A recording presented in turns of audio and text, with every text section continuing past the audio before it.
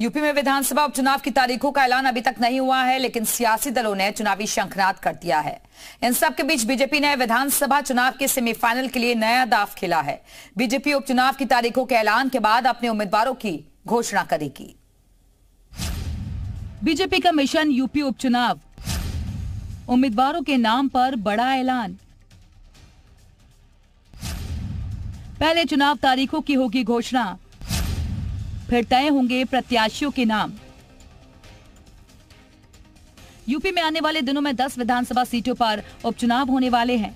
चुनाव आयोग की ओर से अभी तारीखों का ऐलान नहीं हुआ है, लेकिन इन 10 सीटों को 2027 विधानसभा चुनाव का सेमीफाइनल मानकर सारे सियासी दल पूरी ताकत लगा रहे हैं।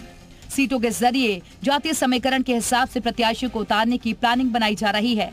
इन सब के बीच बीजेपी ने एक नया दांव चलने की कोशिश की है। सभी 10 सीटों पर उम्मीदवारों का फैसला करने से पहले बीजेपी खास रणनीति बना रही है।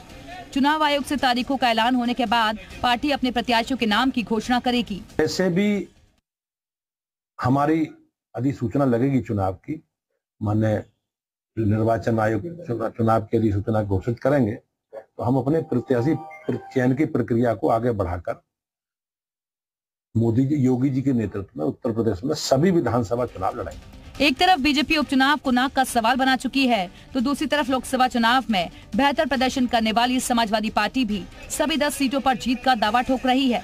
पार्टी का कहना है कि बीजेपी की कोई प्लानिंग काम नहीं आएगी। विपक्षी गठबंधन सेमीफाइनल का जंग जीतेगा। उत्तर प्रदेश में 10 विधानसभा के चुनाव होने हैं। समाजवादी पार्टी 10 की 10 सीटों पर तैयारी कर रही है भारतीय जनता पार्टी को हराने की। हमारा गठबंधन, हमारा जो पीडीए की रणनीति है, जो पीडीए नारा है, उस नारे के साथ बीजेपी को हराएंगे। यूपी में उपचुनाव को लेकर सभी दल अपने अपने दावे करने में लगे हैं। किसके दावे में कितना दम है, ये तो चुनाव के नतीजों के बाद ही पता चल पाएगा। ब्यूरो रिपोर्ट, जी मीडिया।